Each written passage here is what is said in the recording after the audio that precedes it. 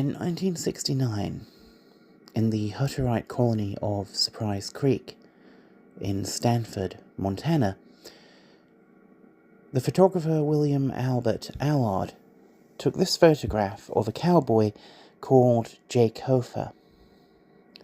And the other day, while wanting to pass some time before going on a photography walk with some other photography people, I decided to make a sketch based on that photograph. And in doing that, I realized something about art and about something that we're all having shoved down our throats at the moment, which is to say artificial intelligence, AI. And what I realized was, AI can create images, but it cannot create art. Because art is a process of paying attention to something to discover beauty or meaning in it. This is the work of art, and it can only take place in the soul of the artist.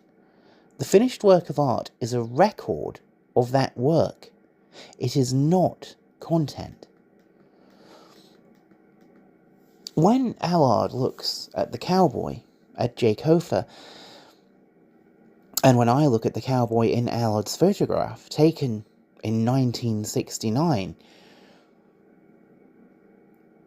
in a different century, both of us are responding to something about Jake Hofer. We are responding to some truth that is conveyed by his weathered face, his eyes squinting in shadow, his uncertain smile. Allard met this cowboy, became acquainted with him, and looked for a moment where all the elements were right to bring out this quality in the cowboy. He had to have his camera set up correctly. He had to have the right lens. He had to wait for the right moment of light. This photograph would look very different if Hofer were not so much in shadow from the brim of his hat.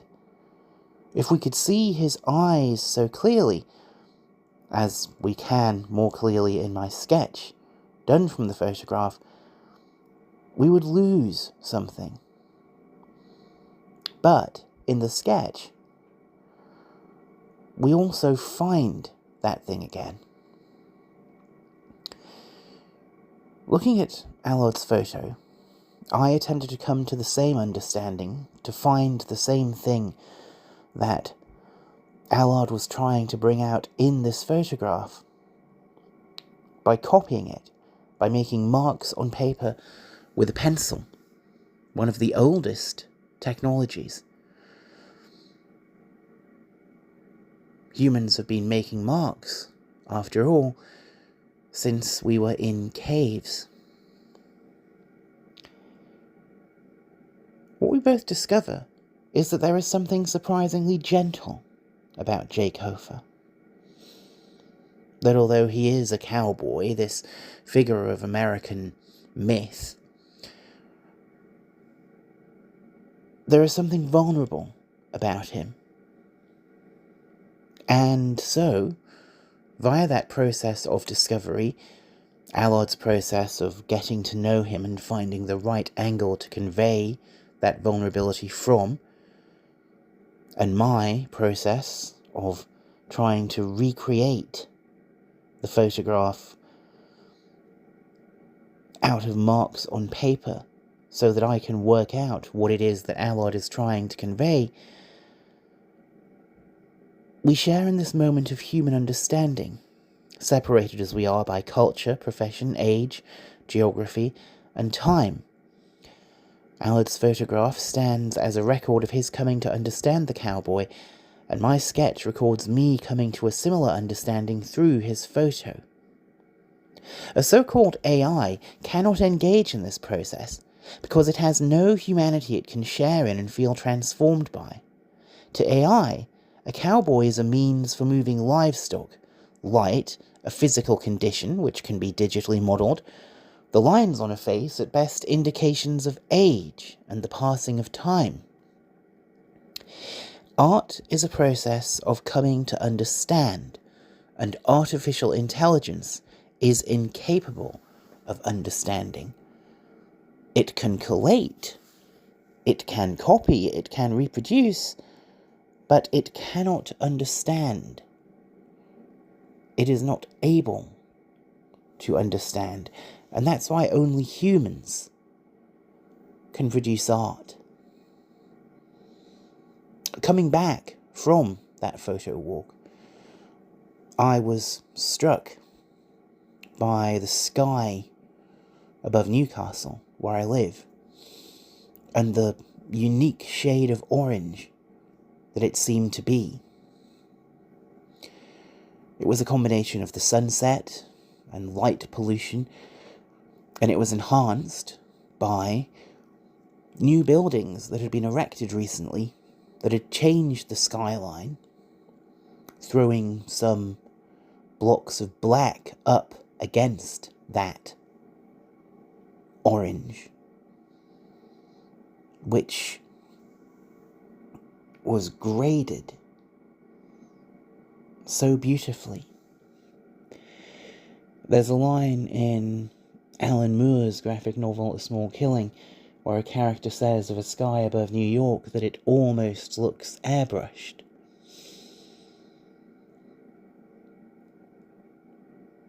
If I was to try and convey that to you by taking a photograph, I would probably have to have my camera set up on a tripod.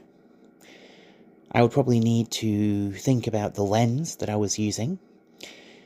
I would have to find the right angle, and I would, of course, be racing against the light.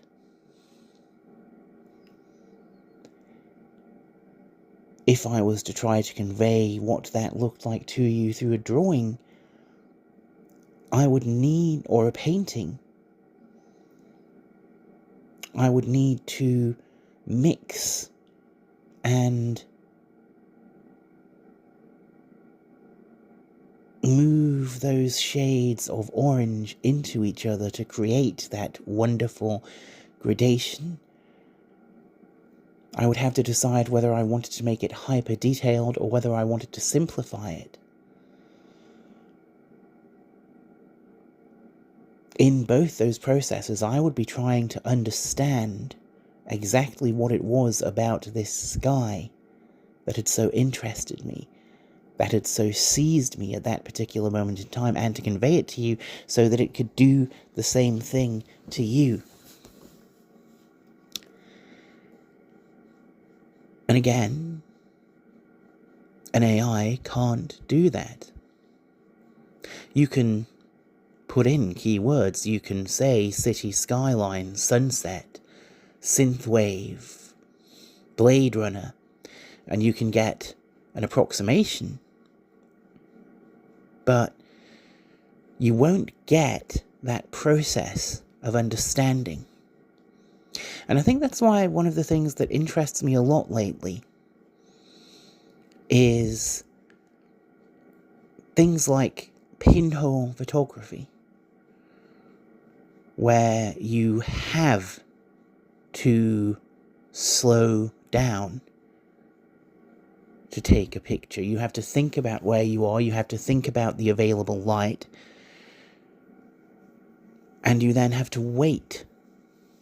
It takes longer to take a pinhole photograph and to develop it than it does to produce an image using AI.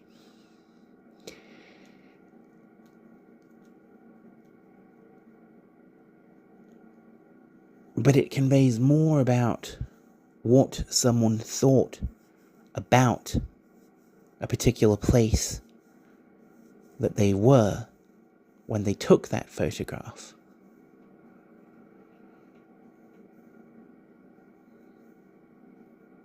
AI can work much, much faster than humans, and it's being sold to us as if that is an advantage. But it really isn't. Because, as I've said, art is a record of this process in us. This process of coming to understand, which takes time. It cannot be done quickly. We don't know what it is when we start out. We aren't working from prompts.